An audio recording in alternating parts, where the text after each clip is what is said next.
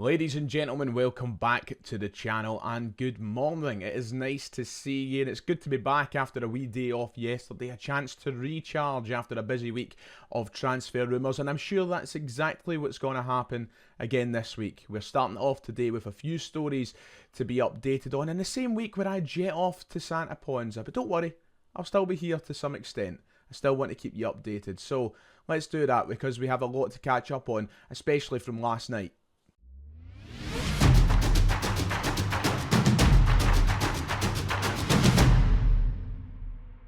If you haven't already, make sure to hit like and subscribe. That would be much appreciated. I suppose we're now on our way to 60,000 subscribers, so let's have some fun with that. Go down below, hit both of those buttons. As I mentioned in the intro to my video, I am away on holiday tomorrow, so I will try and keep you updated as much as I can when I have time in the day to do so, but if things aren't as frequent as always, please know that I am getting pished in the Santa Ponza sun. And that's exactly how God intended, so yeah. Now, what a busy week we had last week on the channel as Celtic were linked with umpteen players, but the one who looks closest to becoming a Celtic player thus far is Benjamin Nygren, who we spoke about quite a bit last week after Celtic made an approach to the players' representatives to sign him in this summer window. The last thing we spoke about on this channel was the situation with both clubs and that Celtic had yet to begin those discussions surrounding a transfer fee. Well, a major update from Mark Hendry last night has confirmed those discussions are underway and he could be a Celtic player very, very soon. In fact, here was Mark Hendry's article last night. He wrote this late in the evening, saying that Celtic are close to agreeing a fee with Nordjylland for Benji Nygren. After the offer or the official approach for the player last week was made, Celtic are now understood to have moved forward with negotiations over a price for the 23-year-old who only has 6 months left on his current contract. It is believed that initial conversations have gone well between the clubs and landing on a fee is not expected to be an issue. Celtic could potentially pay close to £2 million. The final line of that article says that no agreement has been finalised as of yet, but is understood it's only to be a matter of time until Nygren joins Callum Osmond as a Celtic player, with the summer transfer window officially opening this week. So the transfer window is open and Callum Osmond and Benji Nygren look as though they'll be the first two players to join. This looks all but done, this transfer. So it's very good to see Celtic getting a quality player in early, and that's exactly what Benji Nygren is. Look, I've spoke about him enough. You can go back and watch any of my videos last week where we discussed the player himself and his attributes and his stats.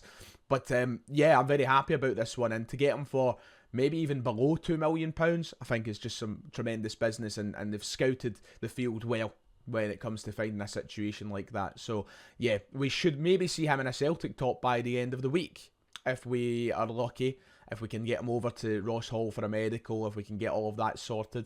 I think at the very latest, we'll see him in a Celtic shirt sometime next week, Monday, Tuesday, Wednesday, but hopefully it's by Friday, because it would be a lovely image to start off the start of this summer transfer window. So it's looking like it's going to happen. It's looking, as I said, all but done. Yeah, brilliant stuff. But the business doesn't stop there for Celtic. We have a lot of work to do in this summer transfer window, and Benji Nygren won't be the only signing Celtic make over the next few weeks. And links are coming thick and fast, including this one last night from Stephen McGowan. He broke an exclusive via the Herald that Celtic are working on a surprise J-League defender transfer. This one has came out of nowhere, but of course the always reliable Stephen McGowan reporting that Celtic are working on a surprise move for Japanese defender Hayato Inamura, currently playing for Albirex Niigata. The 23-year-old primarily plays as a left-sided centre-back, but could also provide cover at left full-back. So this was one that came out last night, a name that we've never heard before, a fresh one. Of course, when Stephen McGowan reports on something, typically there is a good amount of truth to it.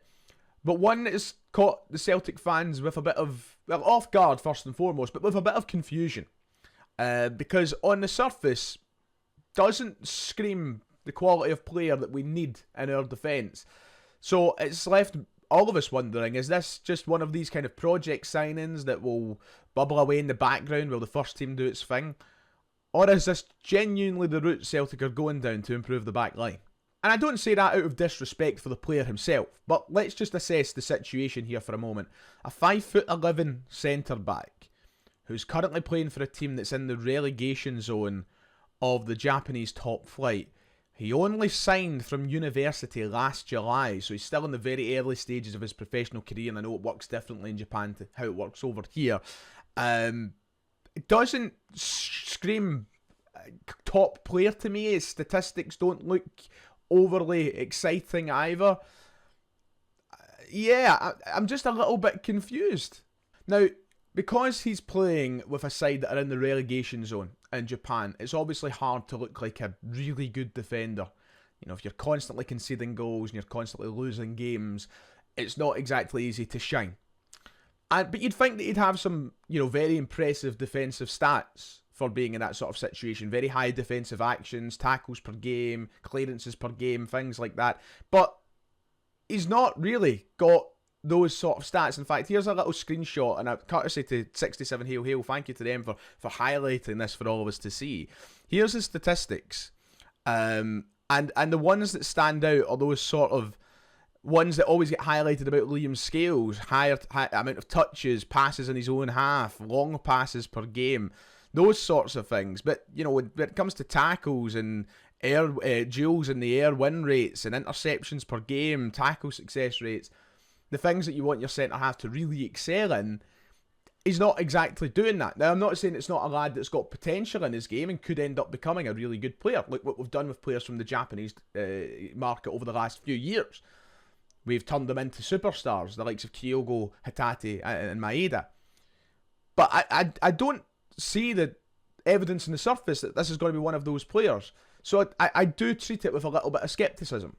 However, in Japan, he has been called, in quotation marks, a rising star for some reason. And we might not have the pleasure of knowing much about him or seeing him play every week, but there must be something about him if Celtic are interested, and if he is being treated with such quotations as a rising star and a future prospect. So, look, there's no need to rubbish it all together. There's no need to say we shouldn't be doing it. I think it's important for Celtic to build in their depth anyway and to bring in players that can be options. I think there's just a lot of people out there who think of the likes of Yuki Kobayashi, for example, or Yosuke Deguchi, and think, right, okay, it is possible for us to sign a big-time flop from over in Japan. So, but listen, don't let those sort of signings mask your way of looking at things. This is a guy who can work in the background to become a better player and to become an option for Celtic, to be an option. And I think ultimately, if this is going to happen, it surely has to be an option-type signing for the club. This doesn't scream a name that comes in to partner Cameron Carter-Vickers at centre-half to me. I think we really need a top-quality centre-half and not, a young Japanese prospect who might be okay. I think this is somebody who comes in, potentially acts as an option behind the left-sided centre-half, potentially acts as an option behind Kieran Tierney if he can play at full-back. I mean, his height and such might point to that. So, can only wait and see, but there are these reports coming from Stephen McGowan last night that have been picked on from many other publications now, and it looks as though there is something in it. Keep in mind, the article says that Celtic are working on that move, so it looks like something that could be brewing in the background for just now, but it's not to say that it's a certainty to happen. So just keep an eye on it over these next few days. I'll be here to update you if it goes any further. As I said, typically when Stephen McGowan gives us one of these reports, it leads to something. I don't think that this is going to be the big defensive signing that Celtic need, and I would like to usher in a state of calm for those who might feel particularly underwhelmed by this name. I don't think it ends there for defensive options when it comes to this summer window.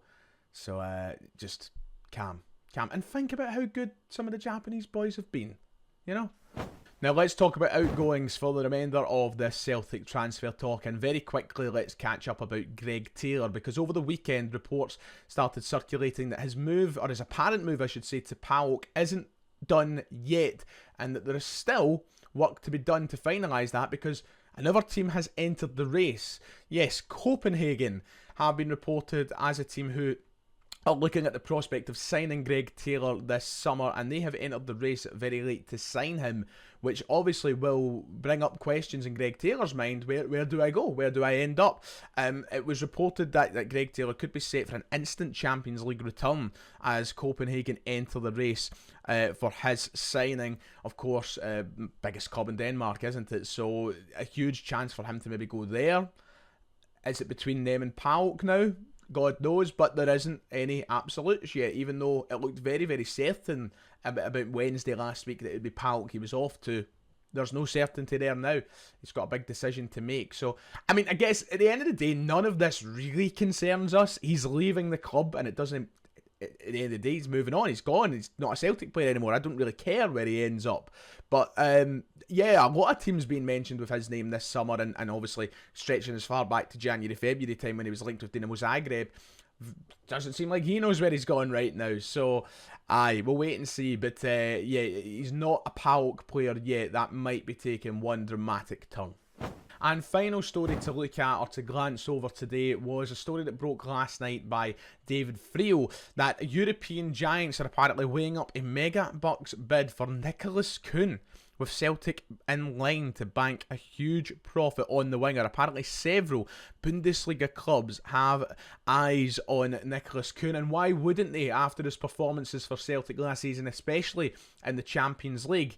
And talking about those performances in the Champions League, well, the article goes on to say that it is actually RB Leipzig, Rasenballspor Leipzig, are apparently the side who are looking at Nicholas Kuhn as a £15 million summer transfer target for the club. Of course, he used to play for RB Leipzig and he came back to haunt them in the Champions League. But David Friel reporting that they are looking at him as a serious option to improve their wide options next season. And of course, that's, I would say, bad news for us. I know there's a lot of people out there for some reason who are giving him the Edward treatment. Oh, he doesn't care, he's not bothered to get rid of him, which I think is just absolute boz.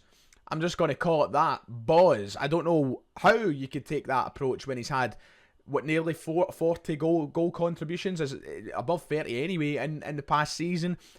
Maybe a standout Champions League performer as well. I don't want to lose him. And I don't think we should lose him for any less than £20 million, let alone 15. So, yeah, it's a big one. Apparently, they're lining up some sort of option for him, and he could be looked at seriously in the summer, which I don't like. In that article, it says it's understood several Bundesliga clubs are watching him, but Leipzig want attacking reinforcements after finishing 7th last season. They missed out on a top 4 finish, or a top 5 finish, I should say, in Germany. And yeah, this is a tough one for Celtic because Nicholas Kuhn has expressed a desire to be back in the German national team. And this could be an easy route to do that, to go over to Germany and maybe stand out there. It's pretty much a way to guarantee yourself a spot in that German national team, especially ahead of the World Cup.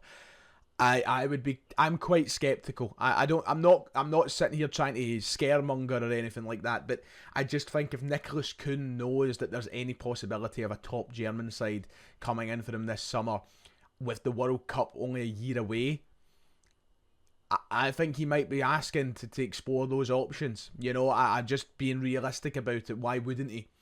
That's not me saying he's off. At the end of the day, it's what's right for the club as well as what's right for the player. And if the money's not right, we're not just going to get rid of him because, somebody's there. They will wait till January. They'll wait till next summer.